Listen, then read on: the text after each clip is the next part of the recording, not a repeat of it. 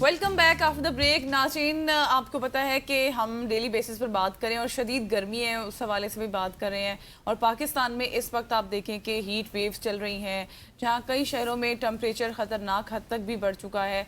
अगर आप देखें तो अगर सिर्फ आप पाकिस्तान की बात ना करें, अगर आप पूरी दुनिया की बात करें, वहाँ तो कितनी ज़्यादा तादाद में अब बात भी हो रही है। और ऐसे मौसम में जिस्म में पानी की कमी, फिर इसके साथ साथ हीट स्ट्रोक जैसे संगीन मसाइल का ख़तरा भी बढ़ जाता है। और माहिरीन के मुताबिक सिर्फ ज़्यादा पानी पीना काफ़ी नहीं, बल्कि ऐसी मुतवाज़न ग़िज़ा भी ज़रूरी है जो जिस्म को आपके हाइड्रेट रखने के साथ साथ ज़रूरी नमकियात और मादनियात भी फराहम करे। तो आखिर शदीद गर्मी में अपनी रोज़मर्रा की खुराक में किन चीज़ों को शामिल करना ज़रूरी है, किन मशरूबात का इंतखाब करना बेहतर है और किन ग़िज़ाओं से परहेज़ ज़रूरी है, आज इन्हीं सवालात के जवाब जानेंगे। और इसी सवाल का जवाब जानने के लिए और बहुत सारे सवालात और भी करेंगे। हफ्जा नज़ीर साहिबा हमारे साथ मौजूद हैं, हमारे प्रोग्राम में ये शिरकत कर चुकी हैं, न्यूट्रिशनिस्ट हैं। इससे पहले भी आप की कीमती राय हम सुबह की सोच में शामिल कर चुके हैं। Thank you so much Hafza. मुझे सबसे पहले तो ये बताइएगा कि ये जो शदीद हीट वेव है इस वक्त पाकिस्तान में, इसमें किस तरह से हम अपने आप को हाइड्रेटेड रख सकते हैं और कौन कौन सी ऐसी प्रिकॉशंस हैं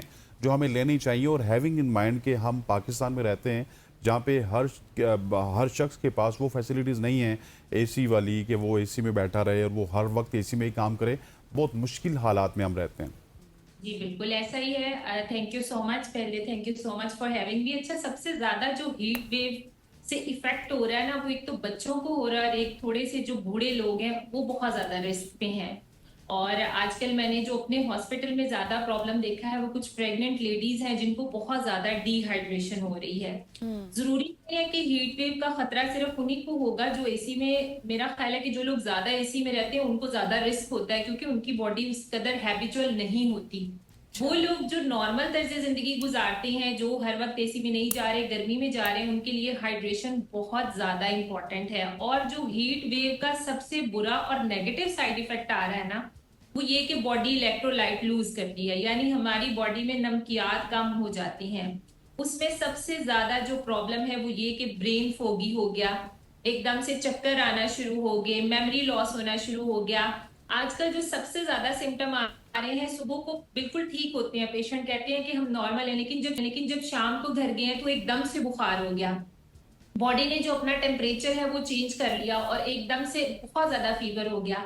तो इन सब चीजों को बैलेंस करने के लिए सबसे पहले तो आपने अपनी बॉडी में जो इलेक्ट्रोलाइट वाटर को मेंटेन करना है, उसका सबसे आसान और सस्ता नुस्खा बता देती हूँ कि जो लोग, वो मर्द हजरात जो बाहर जॉब करने के लिए जाते हैं या जो थोड़े से बूढ़े लोग हैं, सुबह को जब भी घर से निकले एक बॉटल पानी की अगर आपने 1 लीटर ली है, उसमें 1 टीस्पून जो है वो नमक, 2 से 3 चम्मच नींबू का जूस और अगर 1 चम्मच चीनी मिला के आप उसको साथ ले जाएं तो वो बहुत अच्छा महलूल तैयार हो जाता है, जो कि डिहाइड्रेशन के लिए बहुत ज्यादा इफेक्टिव है और डिहाइड्रेशन को प्रिवेंट करने के लिए बहुत ज्यादा आपकी हेल्प करता है।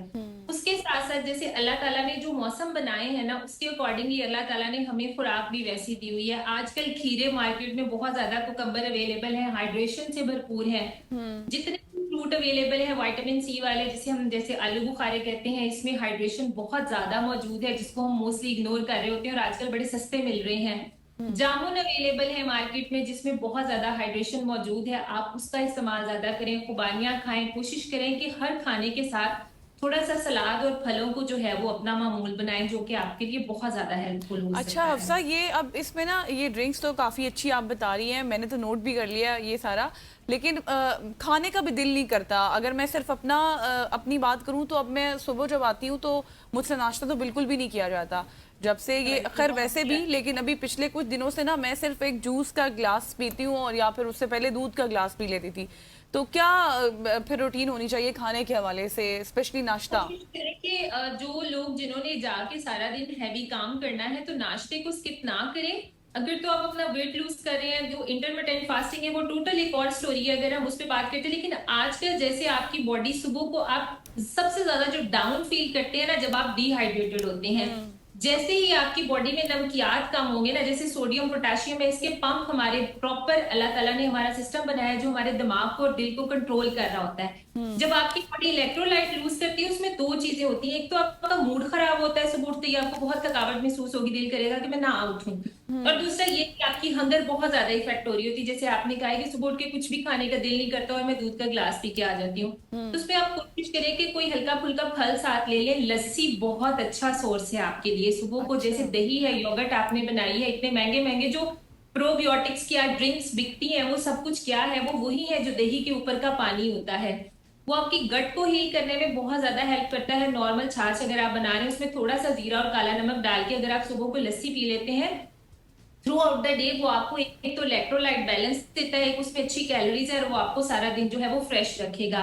उसके साथ साथ आप कोशिश करिए तुख मलंगा, मार्केट में बेसल सीड अवेलेबल है, चिया सीड्स तो महंगे होते हैं, उसी के मुकाबले में अल्लाह ताला ने ऑल्टरनेट सोर्स बनाया है। 90 रुपए 100 रुपए में एक अच्छा पैकेट आ जाता है जो कि आपके 102 हफ्ते चल जाता है। अगर आप सुबह 1 टेबल स्पून पानी में मिला के पी लें तो वो बहुत ज्यादा वाटर को स्टोर करता है बॉडी में और आपको बहुत ज्यादा हाइड्रेशन देने में आपकी मदद करता है। तो और ये जो आपके लिए बहुत ज्यादा इफेक्टिव है। हफ्ता, मुझे शॉर्टली बताइएगा कि जो लोग दिन में बाहर निकलते हैं उनको क्या प्रिकॉशंस करनी चाहिए, स्पेशली सबसे कोई अगर पहले बाइक पे जैसे ही निकलता है आप, तो?